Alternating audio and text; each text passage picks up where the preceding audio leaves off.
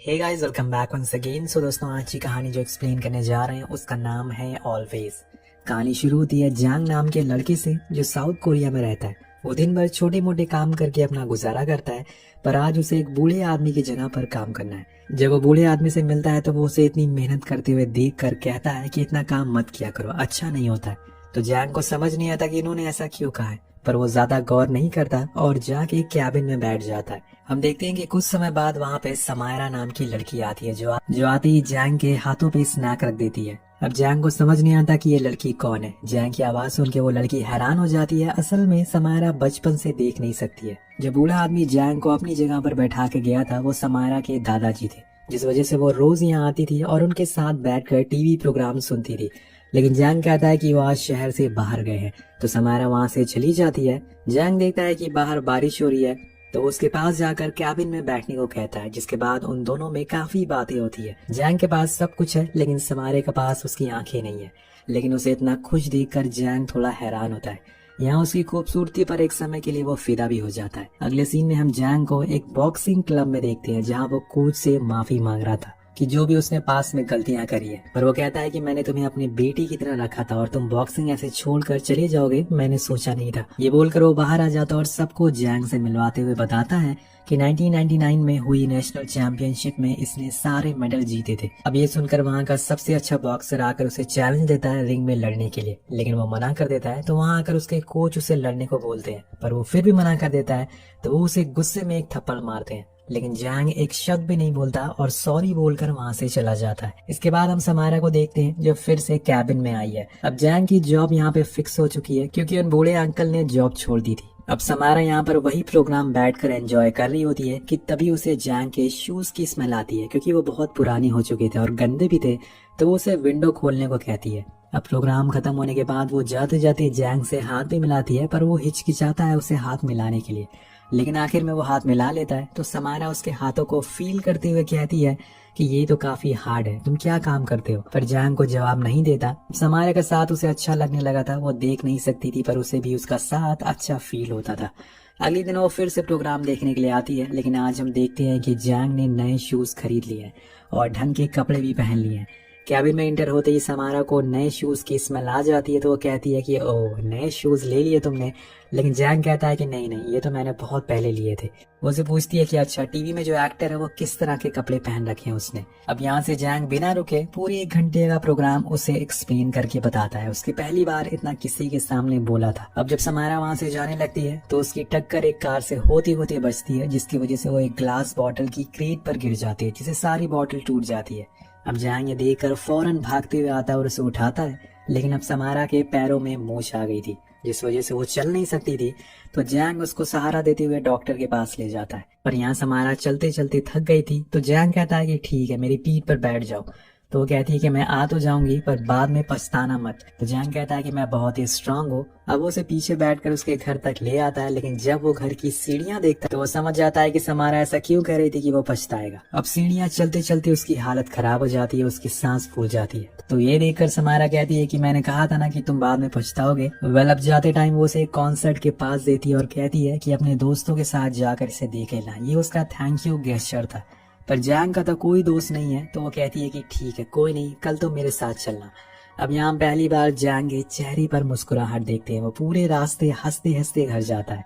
वहीं घर में भी समारा भी बस जैंग के ख्यालों में खोई हुई थी। उसे भी जैंग का साथ बहुत पसंद आ रहा था। नेक्स्ट मॉर्निंग जैंग उसके घर आता और यहाँ हम देखते हैं कि समारा ने एक नया हेयर कट करवाया है जो बिल्कुल अलग तरह का था, जिसे देख के वो हंसने लगता है। अब इसके बाद वो दोनों कॉन्सर्ट जाते हैं और आते टाइम एक साथ डिनर भी करते हैं, जहाँ समारा जैंग से उसकी पिछली जिंदगी के बारे में पूछने लगती है, जिसके बारे में जैंग को न जाने किन वजहों से बात करना पसंद नहीं है। तो वो उससे कहता है कि तुम अपने काम से काम रखो। अब उसका ये जवाब समारा को पसंद नहीं आता। खैर, वो उसे कुछ बोलती नहीं है, लेकिन जैंग समझ जाता है कि उसे बुरा लगा है, इसलिए वो उसके पीछे पीछे घर तक जाता है और अपने बर्ताव के लिए सॉरी बोलता है। और आखिर में बताता है कि मैं पहले एक बहुत ही अच्छा बॉक्सर था, उस समय मैंने बहुत से गलत काम भी किए थे, लेकिन अब मैं एक अच्छा इंसान बन गया हूँ। पर समारा कुछ नहीं कहती और अंदर चली जाती है। अब कुछ दिनों बाद उसके कोच उसे दोबारा बुलाते। वो चाहते थे कि जैंग फिर से बॉक्सिंग शुरू कर दे, लेकिन वो मना कर देता है। तो वो वहाँ से गुस्से में जाने लगते हैं, पर जैंग उन्हें रोकते हुए बॉक्सिंग ना करने की वजह बताता है कि कैसे उसने पिछले 4 साल अपने जेल में काटे हैं उसने जब बॉक्सिंग छोड़ी थी तो उसके बाद उसने वसूली का काम शुरू कर दिया था और उसमें न जाने उसने कितने मासूमों को मार डाला।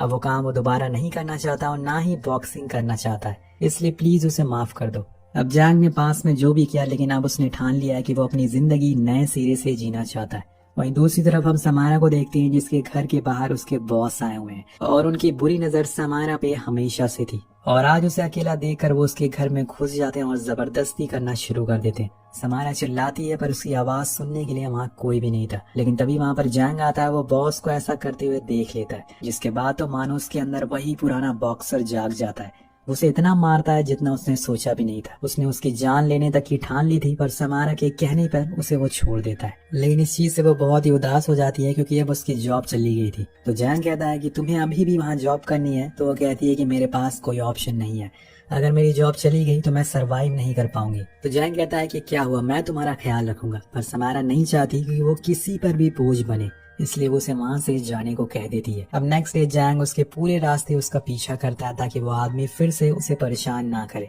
अब अंधेरा होने पे वो उसी कैबिन के पास आकर रुक जाती है और उसे पता था कि जैंग उसके ही पीछे है। तो उसे बोलती है कि मैंने जॉब छोड़ दी, पर क्या तुम मेरा ख्याल रखोगे?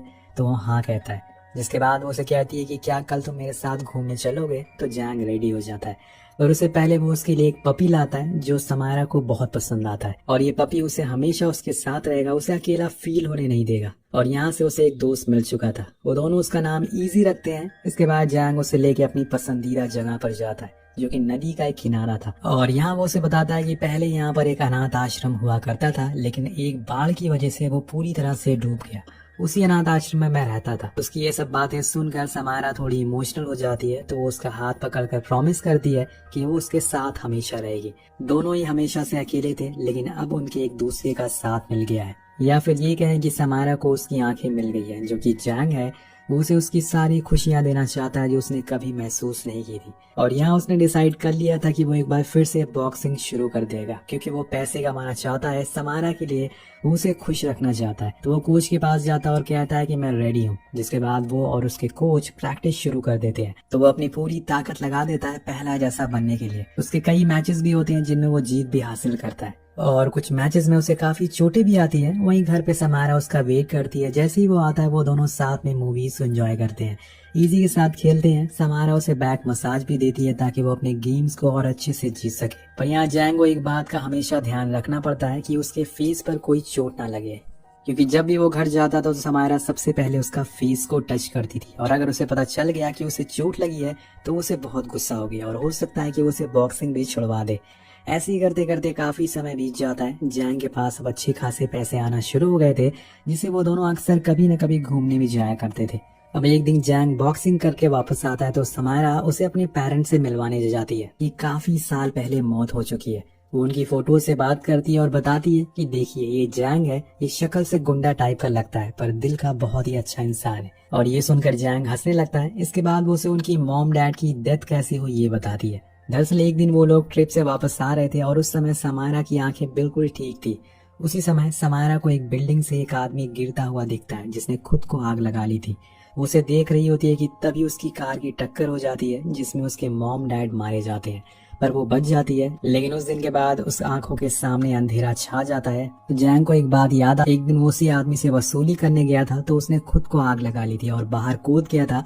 हालांकि जैंग ने उसे बचाने की बहुत कोशिश करी लेकिन वो बच नहीं पाया। उसी दौरान वो देखता है कि रोड पर एक कार की टक्कर हो गई है और उसे इस बात का जरा भी अंदाजा नहीं था कि उस कार में कौन बैठा और बाद में जाकर वो लड़की उसकी जिंदगी में कितनी इंपॉर्टेंट बन जाएगी। तो यहाँ पे दोस्तों उसकी वजह से ही समारा की आंखें गई और उसके मॉम डैड की मौत हो गई। अब ये सच जानकर जैंग को बहुत ही गिल्टी फील होता है और यहाँ उसे खुद पर बहुत गुस्सा आता है। अगर वो उस दिन वसूली करने नहीं जाता तो शायद आज समारा की आंखें होती। वो खुद को ही तकलीफ देना शुरू कर देता है, लेकिन अब उसने ठान लिया था कि वो समारा की आंखों का ऑपरेशन करा के रहेगा। इसलिए वो उसे हॉस्पिटल लेके जाता है जहां डॉक्टर बताते हैं कि उनकी आंखें तो वापस आ जाएंगी लेकिन इसमें $30,000 लगेंगे। तो जैंग उन्हें ऑपरेशन करने के लिए कह देता है, पर अब वो इतने पैसे लाएगा कहाँ से। तो उसी बॉक्सर के पास जाता है जिसने उसे चैलेंज दिया था। उसने अब वो अकेडमी छोड़ दी थी, जिसके बाद उसके पास बहुत से पैसे आ गए थे। जैंग उसे पैसों के लिए हेल्प करने के लिए बोलता है तो वो उसे एक आदमी के पास ले जाता है जो जैंग को $30,000 देता है और साथ में एक फोन भी। लेकिन उसे एक फाइट लड़नी होगी जो थाईलैंड में है। पर इसके आगे वो बताता है कि अगर तुम्हें वहाँ की पुलिस ने पकड़ लिया तो हमारी कोई जिम्मेदारी नहीं होगी। यानी कि दोस्तों ये फाइट एक गैर कानूनी होती है और इसमें जैंग की जान भी जा सकती है। पर इस समय जैंग को बस पैसे चाहिए थे, वो उसके लिए कुछ भी कर सकता था। अब जाने से पहले वो अपने सारे डॉक्यूमेंट को जला देता है और अपने दोस्त को कुछ पैसे देते हुए कहता है कि अगर मुझे कुछ हो गया तो ये समारा को पैसे दे देना। इसके बाद वो उसे मिलने जाता है और उसे समारा को नहीं बताया था कि वो कहीं जा रहा है। उसे कहती है कि जिस दिन मेरी आंखें वापस आएगी मैं सबसे पहले तुम्हें देखना चाहती हूँ और फिर हम उसी नदी किनारे जाएंगे, धीरे धीरे सारी बातें करेंगे। पर समारा कहती है कि अगर तुम अगली हुए तो मैं क्या करूंगी, और ये सुनकर जैंग हंसने लगता है। इसके बाद वहाँ के डॉक्टर समारा को ऑपरेशन के लिए ले जाते हैं और उसे अपने से दूर जाते हुए देखकर जैंग की आंखों में आंसू आ जाते हैं, लेकिन ये खुशी के थे क्योंकि अब वो देख सकेगी। सीन शिफ्ट होता है और हम जैंग को एयरपोर्ट पर देखते हैं जहाँ से वो थाईलैंड जाता है और यहाँ उसकी फाइट होती है। ये बहुत ही खतरनाक फाइट थी जिसमें जैंग को बहुत सी चोटें भी आती हैं, लेकिन अंत में वो फाइट जीत जाता है। लेकिन इस बात से वहाँ बैठे एक आदमी उसी बॉक्सर पर बहुत ही गुस्सा होता है जो जैंग को यहाँ लेकर आया था। दरअसल उसने कहा था कि जैंग ये फाइट हार जाएगा, पर ऐसा हुआ नहीं। तो आदमी उसे कहता है कि मुझे मेरे पैसे वापस चाहिए थे, क्योंकि उसने जैंग के हार पर पैसे लगाए थे, और बोलता है कि अगर मेरे पैसे नहीं मिले तो मैं तुम्हें जान से मार दूंगा। अब कुछ समय बाद हम देखते हैं कि जैंग हॉस्पिटल कॉल लगाता है। उसे पता चलता है कि समारा की आंखें वापस आ चुकी है और इस बात से वो बहुत ही खुश होता है और फौरन उसके पास जाने के लिए निकल जाता है। लेकिन तभी एक कार आकर उसे टक्कर मार देती है जिसके अंदर से 2 लोग बाहर निकलते हैं। वो जैंग के सारे पैसे छीन लेते हैं और साथ में उसे मारने की भी कोशिश करते हैं, लेकिन तभी सामने से एक दूसरी कार आती है और उसे देखकर वो भाग जाते हैं।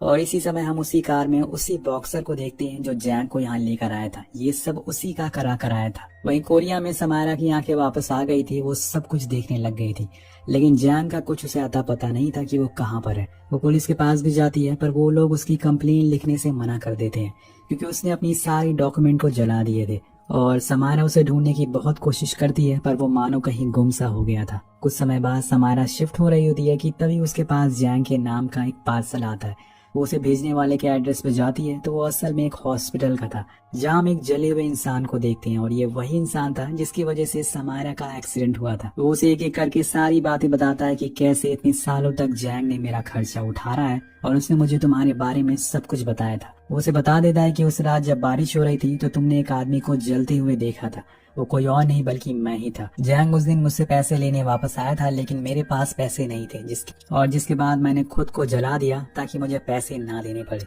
अब ये सब सुनकर समारा मानो हिल से जाती है, पर उसने जैंग को माफ कर दिया था क्योंकि वो कहीं न कहीं उससे प्यार करती है। अब समय के बीतने के साथ साथ वो भी अपने कामों में बिजी हो जाती है, लेकिन किसी न किसी समय उसे जैंग की याद आती रहती है। उसने अब हॉस्पिटल में पेशेंट को मसाज देने की जॉब कर ली है और ऐसे ही वो एक दिन जब मसाज दे रही होती है तो वहाँ हम एक आदमी को देखते हैं। ये असल में कोई और नहीं बल्कि जैंग होता है जिसकी पूरी बॉडी पैरालाइज हो चुकी है। उसके चेहरे पे चोटों के निशान भी थे जिसकी वजह से समारा उसे पहचान नहीं पाती, लेकिन जैंग आखिर उसे कैसे भूल सकता है जिसके साथ उसने हंसना बोलना सीखा था। वो उसे भी मसाज देने आती है पर उसे इस बात का जरा भी अंदाजा नहीं था कि ये जैंग है। जैंग रोता रहता है पर कुछ भी नहीं बोलता है। समारा को हल्का सा लगता है कि कहीं ये जैंग तो नहीं है, लेकिन जब वो वहाँ पे लिखा हुआ उसका नाम देखती है तो वो कुछ और था क्योंकि उसने अपनी ओरिजिनल आईडी तो जला दी थी। अब धीरे धीरे जैंग अब ठीक होने लगा था, वो अपने पैरों पर खड़ा होना सीख गया था। अब एक दिन जब वो मार्केट में होता है तो न जाने कहीं से समारा का डॉग इजी आ जाता है जो उसे पहचान लेता है कि यही जैंग है। वो उसे प्यार करने लगता है लेकिन जैंग नीचे गिर जाता है क्योंकि अभी वो पूरी तरह से सही नहीं हो पाया। उसी दौरान वहाँ पर समारा भी आ जाती है जो इजी को वहाँ से हटाती है और जैंग से सॉरी कहती है। हालांकि वो उसे पहचान लेती है और कहती है कि आप तो वही है ना जो मुझे हॉस्पिटल में मिले थे, पर जैंग उसका कोई भी जवाब नहीं देता और वहाँ से चुपचाप चला जाता है क्योंकि अगर उसने कुछ बोला तो समारा समझ जाएगी कि वही जैंग है। इधर दोस्तों उसका डॉग इजी बार बार उसे देखकर भौंक रहा था, लेकिन समारा समझ नहीं पाती कि वो ऐसा क्यों कर रहा है क्योंकि वो जैंग को पहचान गया था और जैंग भी बिना पीछे देखे वहाँ से चला जाता है। इसके बाद समारा अपने दोस्त की शॉप पर आकर उसे ये इंसिडेंट के बारे में बताती है कि इजी ने ऐसा कभी नहीं किया था, पर आज पता ही नहीं इसे क्या हो गया था। तभी वो देखती है कि उसका टर्टल वहाँ से छोटा सा टर्टल गायब हो गया, तो वो टर्टल को जैंग यहाँ से ले गया था। तभी दोस्तों उसका दोस्त बताता है कि एक आदमी यहाँ पर आया था, वो जैस्मिन प्लांट भी लेकर गया है। एक्चुअल में समारा को जैस्मिन प्लांट बहुत ही पसंद था। अब ये सारी चीजें देखकर वो समझ जाती है कि वो जैंग ही था जिसे देखकर इजी भौंक रहा था। अब ये जानकर उसकी आंखों में आंसू आ जाते हैं और यहाँ से उसके पैर रुकते ही नहीं थे। अब वो समझ जाती है कि वो आदमी जैंग ही था जिसे देखकर इजी भौंक रहा था। अब यहाँ से उसके पैर रुकते ही नहीं थे, वो बस भागती रहती इधर से उधर।